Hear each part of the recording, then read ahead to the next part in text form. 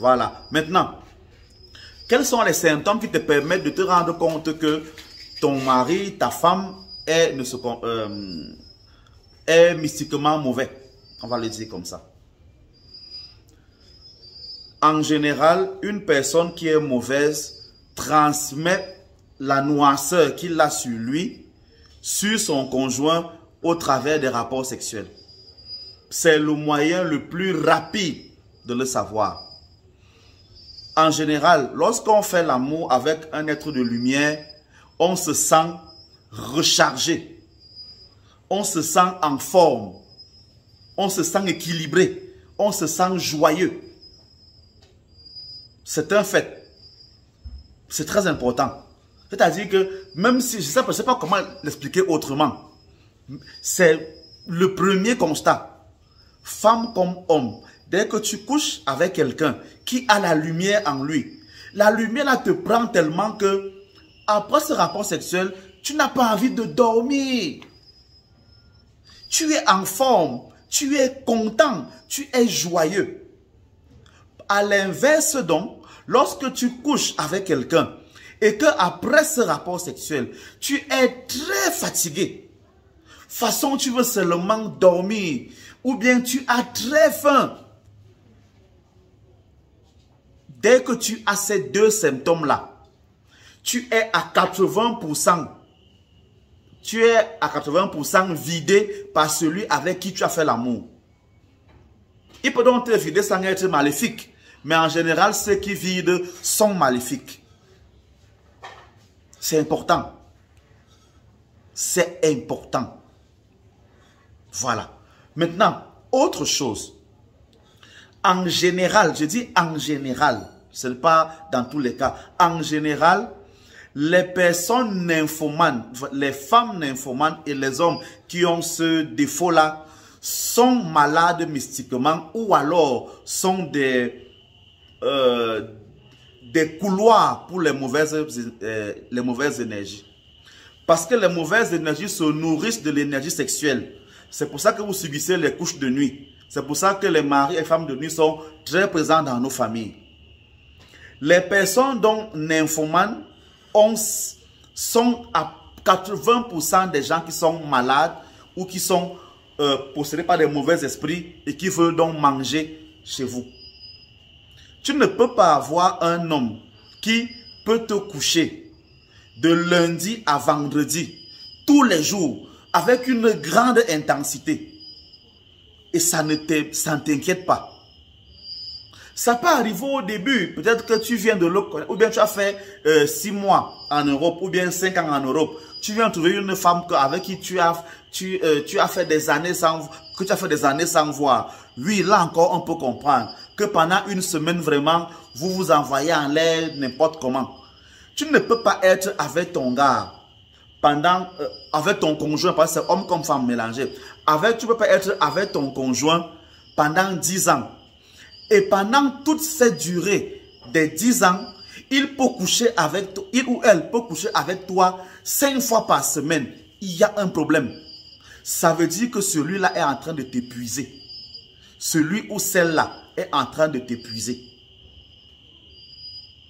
Ça veut dire que c'est très rare d'avoir des gens qui sont comme ça, qui ne sont pas soit malades, soit eux-mêmes de bons sorciers. C'est très, très, très rare. Donc, voilà au moins ces 2 symptômes déjà que j'ai donnés pour savoir que celui-ci est comme ça.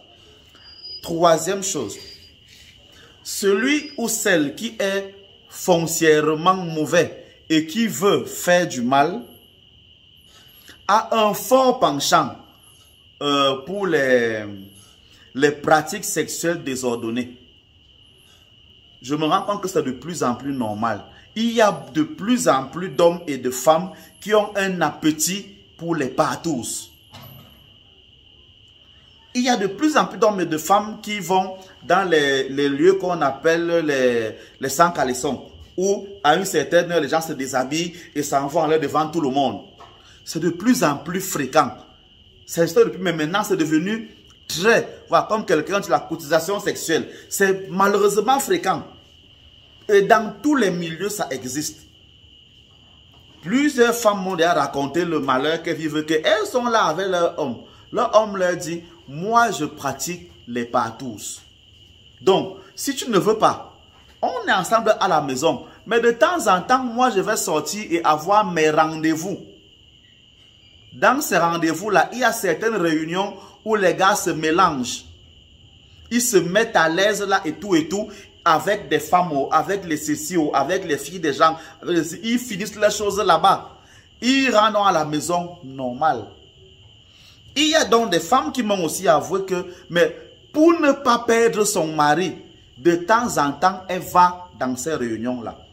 Quand son mari va en partous, elle l'accompagne. Ils font ça là-bas ensemble, bien. Elle subit d'autres hommes. Donc, elle vit, elle voit. Ça fait donc que pour elle, ça stabilise son foyer, selon elle. Il y a des fois où il part seul, et des fois où elle l'accompagne. Je vous assure que c'est plus fréquent que vous ne le croyez.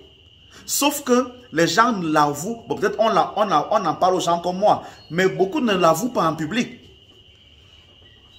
Beaucoup ne l'avouent pas en public. Et dans beaucoup de sociétés, ça se vit. Dans une société, tu vas entendre que les collègues se retrouvent pour aller boire une bière le vendredi ou le samedi. Beaucoup de ces rendez-vous après le travail là, ce sont les partous. Beaucoup de missions même dans les entreprises là, ce sont les partous qui vont faire. Les gars vont en mission pendant une semaine. Mais dans la mission là, il y a 2 jours où les gars s'envoient en l'air avec les jeunes filles. Il y a une histoire qui est sortie une fois où une fille est tombée évanouie lorsque elle allait dans une réunion de partous comme ça, elle est tombée sur son père. Papa, donc c'est ce que tu fais aux filles des gens. Elle-même, elle était là, déjà sans caleçon. Elle voit son père sans caleçon. Après avoir tourné avec beaucoup d'hommes, elle voit un vieux là qui ressemble à son père et qui est le porteur de la réunion. Elle part, elle tombe que c'est papa. Les gars se voient tous les deux dans leur tenue d'Adam et Ève. Mais le gars, elle est tombée en syncope. Oui, vraiment, c'est arrivé comme ça. Il y a une autre histoire que je connais, que je connais comme ça, où c'est que une jeune fille qui est habituellement dans ces réseaux de partous là, un jour, elle décide qu'elle veut se marier. Elle trouve dans le bon gars qui dit, bon, ok, ils sortent ensemble. Il l'amène donc à la maison pour la présenter à la famille que, bon, voilà ma coco que j'ai rencontrée, avec qui je voudrais faire ma vie. Dès que la femme là est entrée dans la maison, elle s'est rendue compte qu'elle avait déjà eu comme partenaire de bordellerie, de possession de partous, le père du gars, l'oncle du gars en question. Ils se sont reconnus, la fille est sortie sa main, elle est partie en courant. Je vous assure que ça se vit. Ici dehors, ça existe ici dehors. Donc, ne pensez pas que c'est seulement les rêves comme ça. Que c'est seulement les rêves comme ça. Il y a donc beaucoup de femmes comme ça qui vont faire ça. Peut-être elle quitte au Cameroun. Elle va, c'est pas moi, en Côte d'Ivoire, c'est pas où. Elle va faire tout ce qu'elle veut là-bas. Est-ce que là-bas, il n'y a pas les gens de son village? Est-ce que là-bas, il n'y a pas les gens de son village? Il n'y a que les étrangers. Elle va donc se gâter là-bas. Elle revient ici au pays. Tout le monde sait que non, c'est une grande femme d'affaires et tout. Propre. Les Ivoiriens vont l'accuser quand? Non, jamais de la vie. Non. Tout comme il y a beaucoup de nos sœurs qui font ça là-bas en Europe. Mais on sait ça. Beaucoup même de familles savent que la fille qui est partie là, elle part border là-bas en Europe, comme on dit en langage technique. Elle part border là-bas en Europe. On connaît comme ça. Mais elle revient ici au pays. Elle a son gars avec qui il vit ici au pays. Comme elle construit les duplex. Tout le monde se tait. Parce que sans argent, tu ne peux pas vivre. Donc, ton conjoint qui est mystiquement mauvais a un penchant pour ce genre de choses. Si tu as quelqu'un, un conjoint qui a... Si c'est que toi l'homme, tu sors avec une fille qui te propose de t'envoyer en l'air avec elle avec 2 ou 3 hommes, soit elle est malade, soit elle est sorcière. Les 2 cas. Si maintenant toi la femme, tu tombes sur un homme qui a le plaisir de coucher avec 3 femmes en même temps, il est sorcier. C'est tout. Il est sorcier. Ou alors qu'il va dans des réunions. Et justement, dans beaucoup de pays européens, ils ont masqué cela pour que ça devienne une habitude. vous allez entendre ce qu'on appelle les clubs échangistes. C'est-à-dire quoi? Les clubs échangistes vivent comment? Je viens avec ma femme. Je croise, comme quand je dis que c'est son fantasme, je viens avec ma femme, je croise un autre homme qui est venu avec sa femme. On s'échange de femmes. Ma femme va avec tel homme, je prends sa femme. Pendant toute la soirée ou même pendant quelques jours, non, on vit comme ça. Et après, chaque femme retourne dans son foyer. Je vous assure que les gars vivent comme ça. Les clubs échangistes. Le couple va là-bas. Et arrivé là-bas, les gars font le marché. Chacun se change de femme comme ça et tout, et tout, et tout. Le matin, les gars rentrent chacun dans sa maison. Ils disent que c'est pour pimenter la relation. Donc, les gars font la sorcellerie en live. Et vous voyez que c'est bien.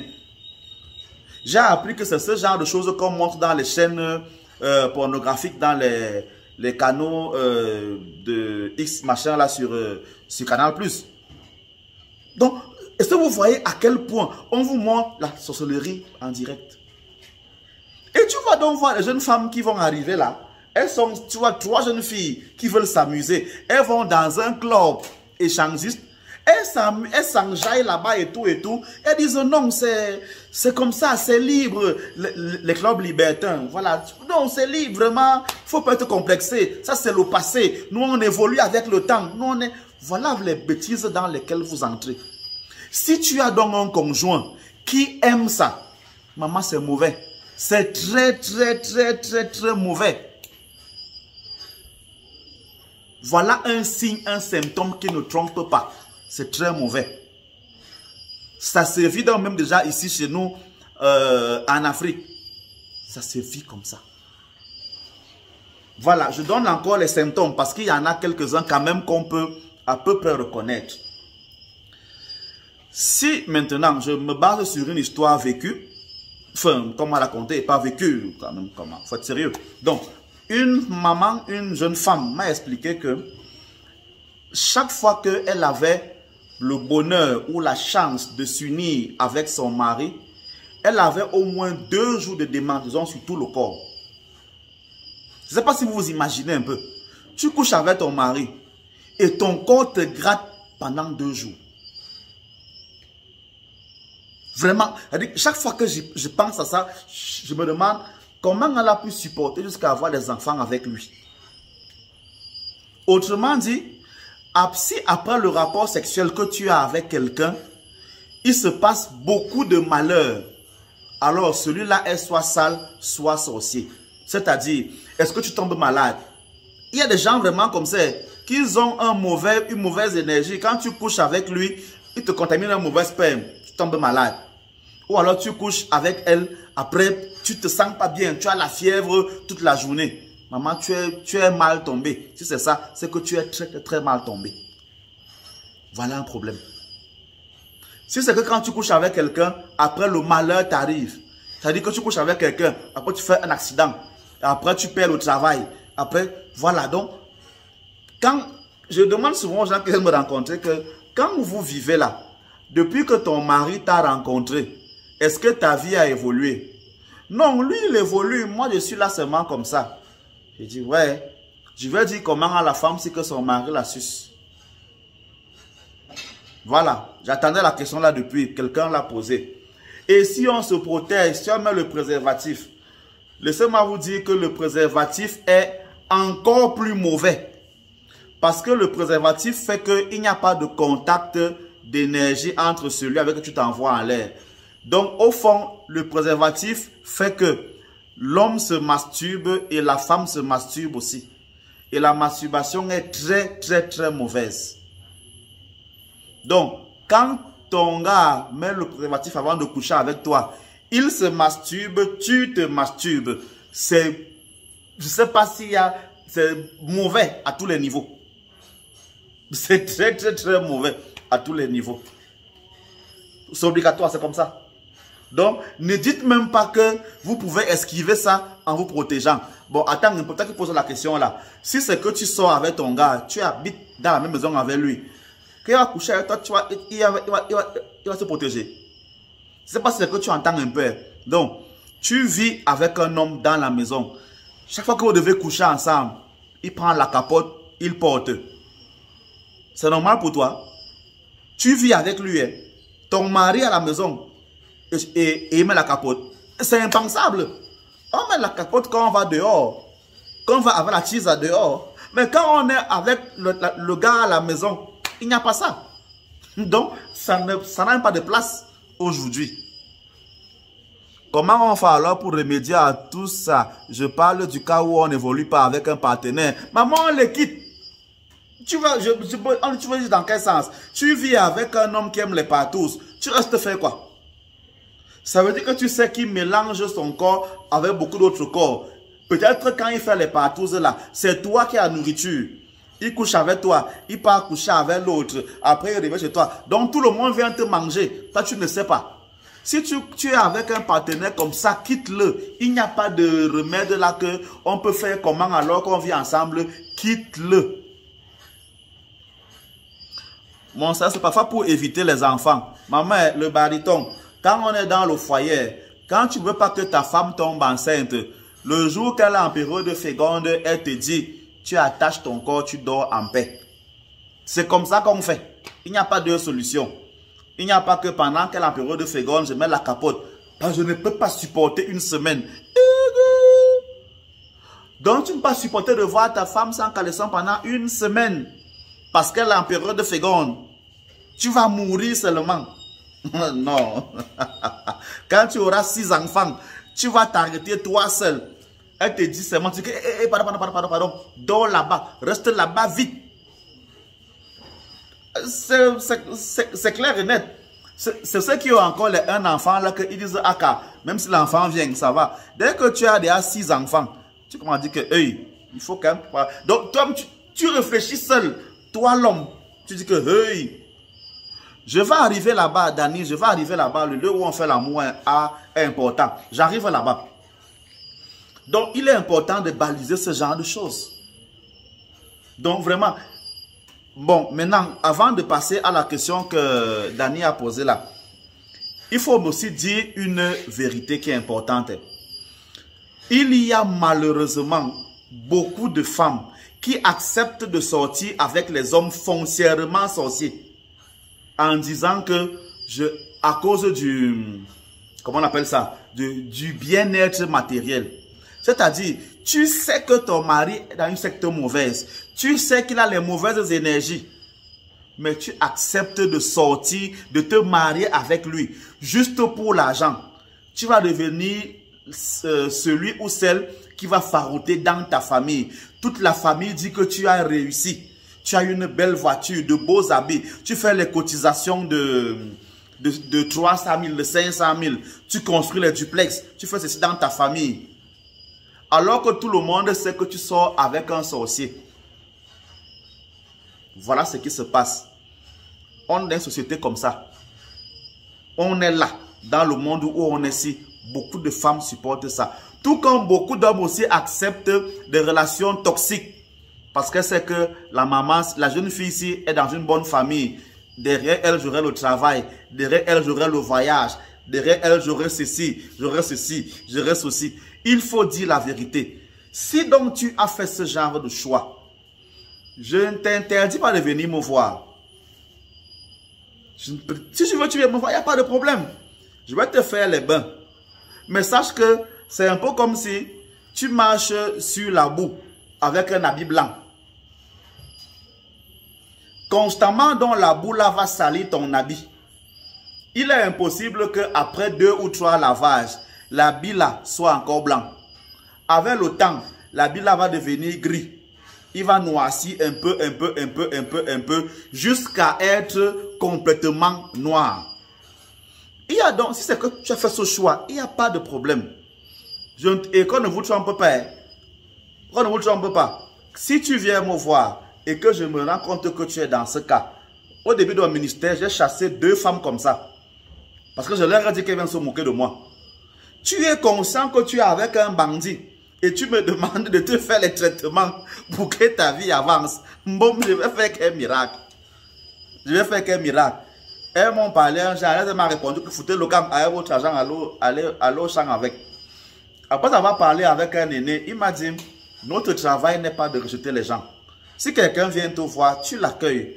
Peut-être le travail que tu vas faire peut permettre qu'elle ait le courage de faire la séparation qu'elle doit faire, mais qu'elle n'a pas envie de faire depuis. J'ai donc changé de méthode de pensée. J'ai donc reçu plusieurs personnes qui sont dans ce cas, que je sais que le conjoint est dedans. Du moins, peut-être elle ne sait pas que je sais, mais dans l'histoire, je me rends compte qu'il y a comme ça. Tu viens donc faire les bains chez moi, pas de problème. Je te fais donc faire beaucoup de sacrifices qui vont te permettre d'avoir une bonne énergie si c'est possible. En général, c'est toi qui paies les traitements de ceux qui n'ont pas. Parce que parfois, je suis ici là que j'ai 10 personnes qui n'ont même pas un copec pour payer un quelconque traitement que je fais. Quand je tombe donc sur quelqu'un qui est donc sorcier comme ça, ok, d'accord. Celui-là m'aide à payer le matériel des 10 personnes là, puisqu'il a beaucoup d'argent. Peut-être donc les 10 personnes là qui seront contentes peuvent donc permettre que toi tu évolues quoi que ce soit. Donc, j'essaie de faire comme ça. En me disant, bon, peut-être, comme mon aîné m'a dit, ça peut soigner, ça peut aider quelqu'un, ça peut. Donc, il faut quand même dire la vérité. C'est des cas qui arrivent très souvent. Donc, si toi, tu as choisi de rester avec un sorcier, vraiment, c'est ton choix, je ne te juge pas. Si tu dis que tu pars, je t'aiderai à partir. Si tu dis que tu restes, c'est ton macabo, vraiment, c'est pour toi là-bas. Tu viens me déposer même 1 million sur la table. Papa, je connais comment bénir l'argent là pour que ça ne fasse absolument aucun mal. Je gère les 1 million là, pian. Je n'ai pas de problème avec. C'est ta décision, c'est ton choix. Tu l'assumes une place. Tu ne vas jamais dire que j'ai été avec toi. Non.